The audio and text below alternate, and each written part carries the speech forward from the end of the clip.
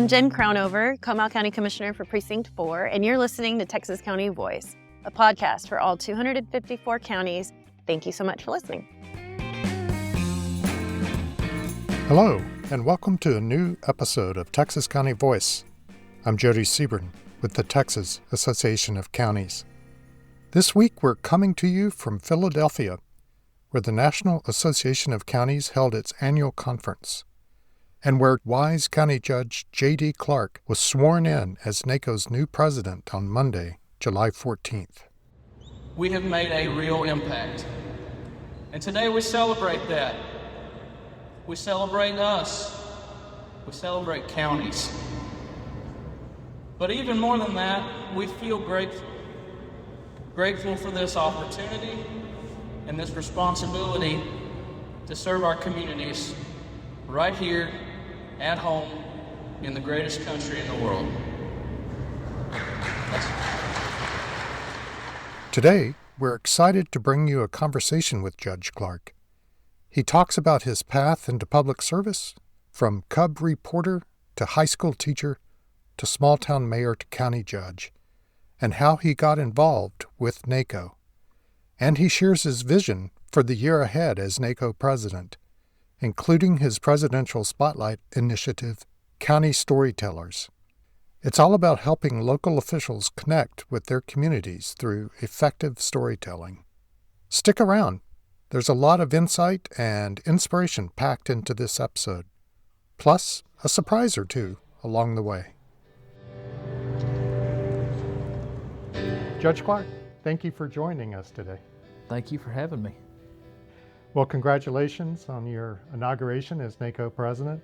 What does this moment mean to you, both personally and professionally? It's very exciting, of course, and professionally and personally, it's a peak, and to be somebody who loves county government and get the opportunity to head up the county government organization for the whole country, it's a once-in-a-lifetime opportunity, and very exciting to have the opportunity for my county to be on this stage, for Texas counties to be on this stage, and to work with colleagues from across the nation. How did you get involved with NACo?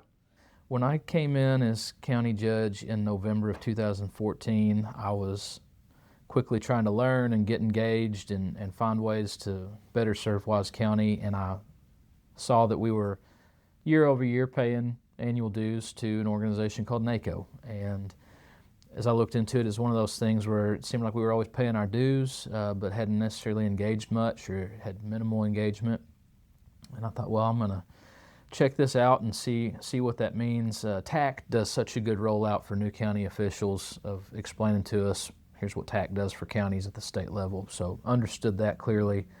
NACo seemed a little bit more nebulous to me, and I didn't really have anybody locally who'd been engaged to walk me through that. So I went to a legislative conference in February of 15, just a few months in as county judge, and quickly realized that we were leaving a lot of opportunities on the table, a lot of resources on the table, because we weren't engaging with NACo. And I saw, just like what TAC does for us at the state level, to be able to work with county officials to affect legislation at the state level to help our citizens. We could do that at the federal level too if we plugged into this organization. And so got active in that initially through the Rural Action Caucus component of NACo, and then found other areas that I wanted to work in and be involved in, and just continued to move on in that service, and then found myself with the opportunity to run for second vice president and put me in the officer rotation. Yeah, you were elected second vice president 2 years ago when NACo held its annual conference in Travis County. That's right. Well, each NACo president chooses a theme for their term. Describe yours. So I wanted to have a NACo presidential spotlight that didn't necessarily mean NACo had to start up an entire new program, but instead we could leverage a lot of the things that we already have available to us, and also do a spotlight that was accessible to everybody, regardless of county size, regardless of county financial standpoint. And so my presidential spotlight, my initiative for this year, is called County Storytellers. And it's going to be focused on the power of storytelling in our advocacy to our federal partners, the power of storytelling to our constituents, And it's one of those things that if you're a great big county or a little bitty county, you've got important stories to share. And we're going to spend the year focusing on why storytelling matters, why stories resonate with people. Our executive director, Matt Chase, has a great quote that I heard him use numerous times, and as I was thinking about spotlights, kept going back to, the data makes us credible, the stories make us memorable. And NACo has such a good resource library, tool chest available to us of data, of statistics, of outcomes, and we as county officials need to make sure we're equipping ourselves to take that data where it's not just numbers and tell a story with it. Because we can rattle off all the stats at a legislator that we want. They're not going to remember all those statistics, but they'll remember an impactful story. And so we're going to look at, best practices of great storytellers, how we can leverage tools, technology tools to help us share our stories better, and hopefully empower county officials to think of themselves as storytellers and build that into their advocacy as we're working on county issues. And I think too, even beyond the federal advocacy with our constituents at home, it's those stories that will resonate with our constituents and help them see us as people, as humans, as public servants. And I think that's important now as we do struggle with misinformation that gets shared about local government, or people painting pictures of local government that may not be accurate. Because if we're not telling our own stories, somebody else is telling a story about us. And so we need to be good storytellers at home. We need to be good storytellers on the Hill. And that's what we're going to focus on this year. You've been in public service for about 20 years. Almost. I think probably half your life. You're still a young man. What drew you to public service? I got hired working at our local newspaper and did that my senior year of high school, and then kept doing it during college. I went to school at UNT, University of North Texas in Denton, and was still working here locally for the newspaper. And that year that I started my senior year of high school, it was summertime before senior year started, and so I had a wide open summer schedule. And my new boss, he said, "Hey, you've got a flexible schedule this summer. I'm gonna start sending you to things." And he was sending me to commissioner's court, city council, school board. And as a 17, 18-year-old kid, that was a whole new world. And then spent that year and then 4 years of college doing that and going to all those meetings, and really fell in love with local government, and especially city council and commissioner's court, because I was starting to see that these people were making decisions here that would impact us today, tomorrow, next week. It wasn't just that they had big projects that you might get done in 20 years. Like, this was stuff that matters day to day. The water we drank, the streets we're driving on, the schools that kids are going to. And I started doing some opinion pieces in the paper, and that led to some folks approaching me about running for city council. And so I ran for city council and got on at City of Chico. And you were only 20. I was 20, yeah. I was 20 and got on city council and thought, well, I'll do that for a little bit.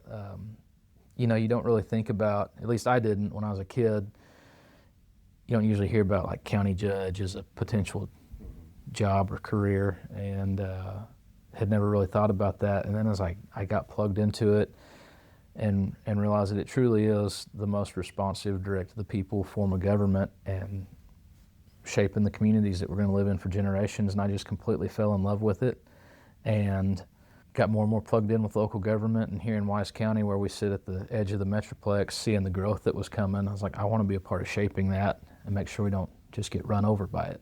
And here we are, nearly 20 years later.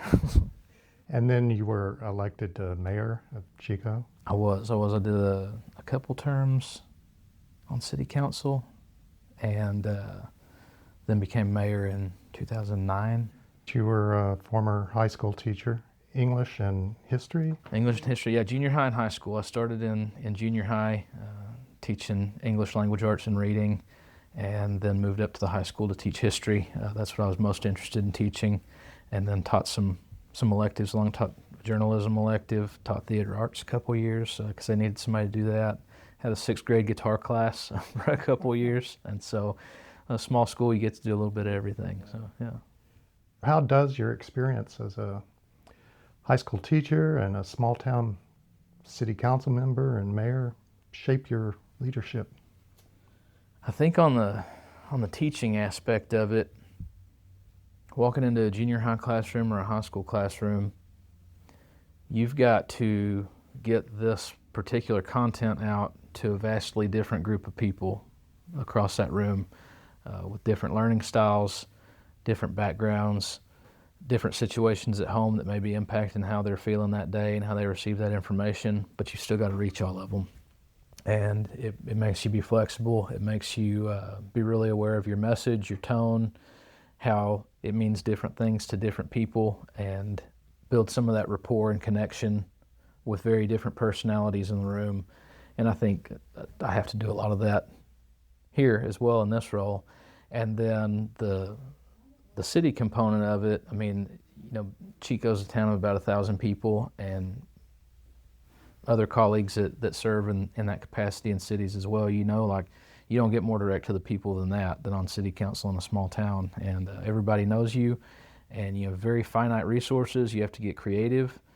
You have to be good at prioritizing and finding outside partnerships and relationships to bring in resources. And it just makes you scrappy because you're a small town and you don't have a lot of professional staff, so it's a lot of hands-on with the mayor and council. And that shaped a lot of how I view local government, in that you're not just a bureaucrat in an office, you're on the ground. Well, a related question. You've lived your whole life here in Wise County. How do your roots influence the way you lead? That's a great question. I think a lot about where we come from and what that means for where we're going.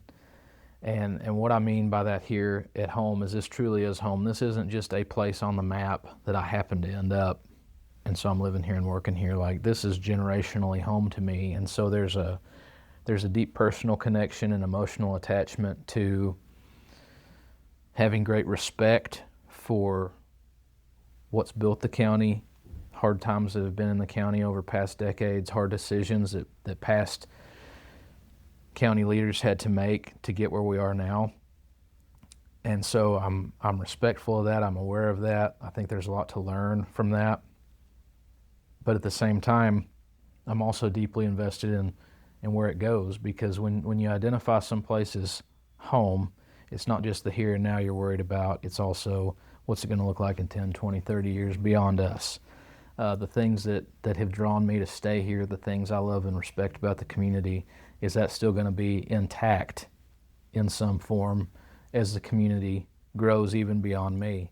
And so for me, that's what being a generational Wise County is I have almost feeling like the weight and respect due of everybody, the generations of my family that have been here before and put in the work from when it was a pretty tough frontier place to what it is now, and then say, okay, and then take that and how do I do better with it and set up future generations. Whether my kids or grandkids stay here or not, there will always be a family connection here that way, and we want it to be a place that we're proud of and that's good for other people to thrive too. Within your presidential spotlight, are there any initiatives that you plan to launch? As part of the County Storytellers Initiative, we're going to see, first of all, us doing some initiatives that highlight, number one, what are some tips and tricks of good storytellers? And these can be good, effective storytellers, and will be good, effective storytellers beyond county government, but the lessons, the best practices they have can be resonant for county officials. And what I mean by that is looking at great writers that have to tell a story, and even looking at something you might not initially connect with county government with, like songwriting. You have to be very impactful in a 3-minute time window. Choose your words carefully. How do you emotionally resonate with somebody and be memorable in 3 minutes? And that's really kind of what we have with a lot of our legislators on the Hill, is you got 3 minutes. How do we make sure they remember Wise County? How do we make sure they remember NACo? And structuring our stories, choosing our words. So we'll have an initiative to look at good storytellers. We're going to have an initiative to have an opportunity to share stories from counties. Counties we've highlighted and identified that have good stories to tell and have good storytellers. And then also with some of our data availability and some of our good partners with technology platforms help share easy ways, regardless of your size, regardless of your financial resources, that you can take your stories and share them, whether it's having digital opportunities to share with your constituents, or being able to see some of the new AI tools that can help you be a more effective storyteller, and really just empower everybody to realize you can do it. A lot of people feel like, oh, I'm not a storyteller, until you sit down and talk to them, and they've got a great story, but they may not be thinking of themselves as a storyteller. Counties are on the front lines of so many issues. What are the top challenges facing counties today? That's one of the amazing things about working with NACo is you realize how many of us are working on a lot of the same things, even if they look a little bit different on the ground in our counties, the big picture stuff. And I think a lot of what it is counties are the front lines, as you said. We're all in great need of more infrastructure improvement, especially fast growth counties, for the highways, and then for, in some places where counties provide water and sewer, we don't do that here. But the infrastructure in so many places is so outdated and is so behind the growth, and so we're always seeking, as our federal partners are working on infrastructure packages, helping tell those county stories to get more of that funding directly to the counties so that we can be impactful with it, rather than getting lost in the bureaucracy somewhere. Counties have a lot of challenges with healthcare, indigent healthcare, with mental health, and we talk about it a lot in Texas, and it's a story across the nation, as you hear from NACo too. But unfortunately, in a lot of our communities, the largest mental health facility is our county jail. Right. That's not what they're built for. That's not what the staff is trained in. That's not what best serves those people.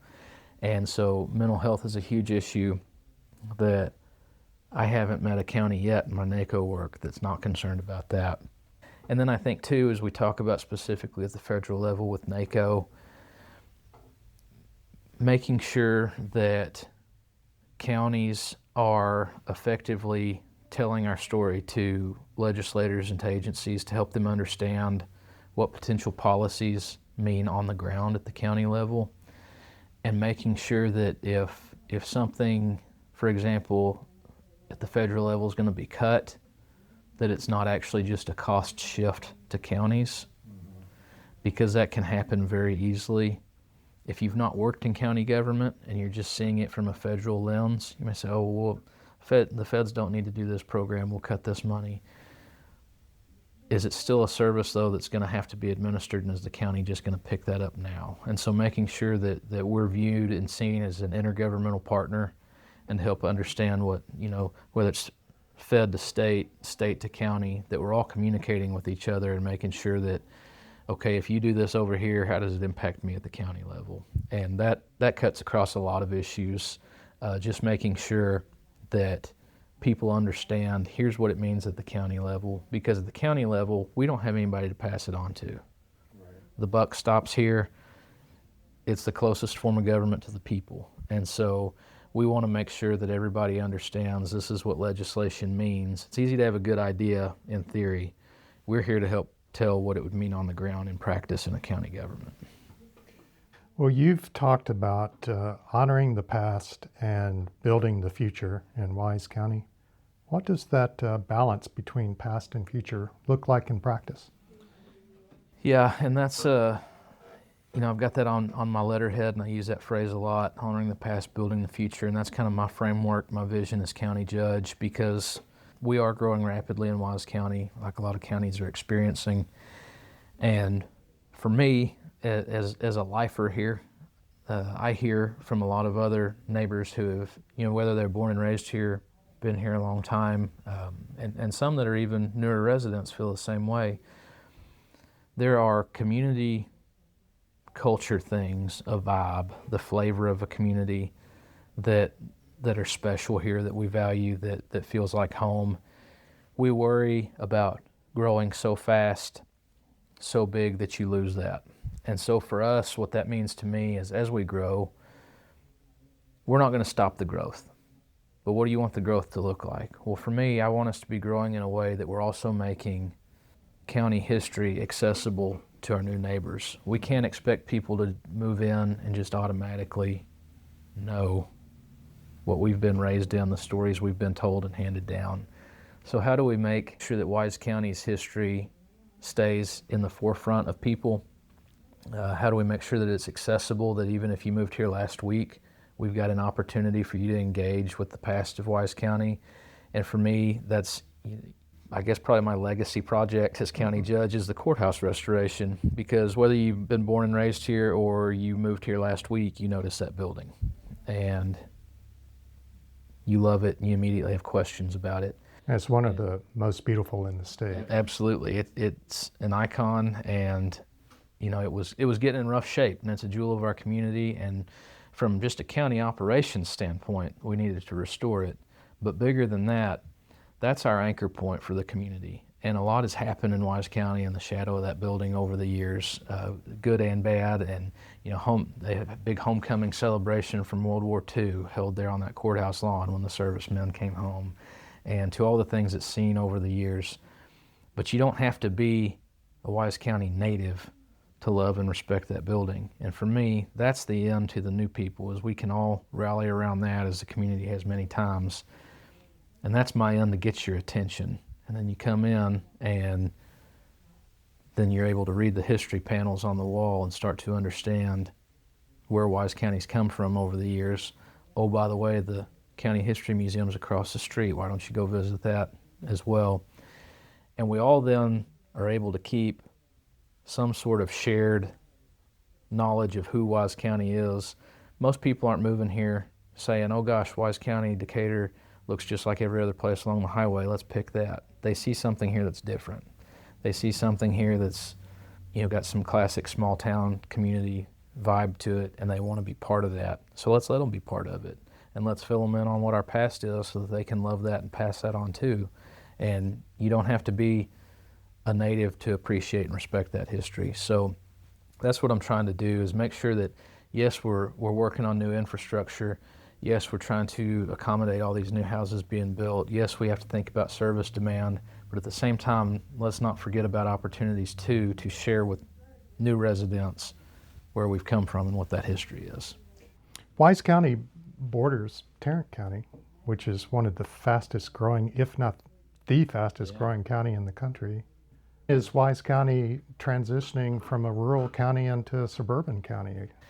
Yeah, we are, especially in the southeast corner of the county, and then up here towards Decatur. We're a really interesting blend right now in that we still have a lot of rural areas, a lot of agriculture still, but quickly seeing these large-scale housing developments. And so it is an ongoing challenge and opportunity. There are challenges with growth, there are opportunities with growth. For us, what we focus on is relationship building where we can. We've got a really good coalition right now of not just the county government folks, but our city partners, our school district partners, because we're all dealing with the growth. Nobody's able to sit back and say, we're 100% ready, just let it come. But with that, also trying to build relationships with these developers as they're looking at bringing projects in, of helping them understand what the impact is on us service-wise, helping them see the full picture of, they're not just looking at building their houses and then being gone on to the next project, but helping work with us on what is the traffic impact. Is there an opportunity for them to help with infrastructure to help offset? And it's relationship building. We don't have a lot of formal authority as a county to demand or require that. And so it comes down to relationship building and communicating. And I guess to tie back to my spotlight storytelling. Well, you're active with NACo, new president. Yeah. You're active with TAC. I think if I were to list every board and commission you've been a part of, we'd be here for hours. So you and your wife, Leah, are raising 3 young daughters. How do you balance that public service with your family life? Well, and to me, the public service is for those girls in a lot of ways, and the type of community that they're growing up in, and could potentially, one or all of them could choose to stay in at some point, who knows. but for sure what they're growing up in. And for me, I have to remain focused on they are my why of why I'm doing this. And there's a lot of other little kids like them that deserve a healthy, safe community to grow up in. And so I do spend a lot of time with them. I'm very intentional about, realizing that's the most important thing. We are temporary office holders, but the family's forever. And so I don't sacrifice my family for politics or public service, but I think that family is my grounding for why we need good public servants. And two, I think it's good for them to see public service as they grow up. And I've been county judge their entire lives, and they're little NACo kids, and they've been to NACo conferences, of course, and see how that works. And Claire, she's going into 4th grade. She knows a lot more about county government than a lot of people would ever expect a kid to. And that will serve her well no matter what she does, because she's understanding this form of local government that affects all of us. And so it's fun to have them along on this ride and do this work together. You mentioned songwriting as a form of storytelling. I did not know until recently that you are a singer-songwriter, and in fact I think last year released 3 songs you had recorded. Yeah. They're available on wherever you stream your music. Yeah. What got you into music? I've been into music my whole life. When I was 5 or 6, I wanted to learn to play violin, and so from when I was about 5 to 12, I took violin and fiddle lessons, and then I did, of course, band through junior high and high school. And when I was in high school, I started learning to play the guitar, and in high school and then into college, started trying to figure out how to write songs. I've always enjoyed writing, and I like the challenge of a song. Of, like I said, you've got such a finite time window. How do you tell a story in 3 minutes? And unless you're Pink Floyd, then you... That's right. You can go as long as you want. Most can't do that. And then in college, I was writing and playing a lot, and was, would make some side money on the weekends playing in bars. So you had a little band, or? No, it was just a solo acoustic act, and would go around and do that. Yeah, and have continued to just love playing guitar and writing as a hobby, an artistic outlet, stress relief. And last year I got to realizing, like, hey, I really need to try and be intentional about recording some of these songs so that, my girls will have them later on and be able to keep those.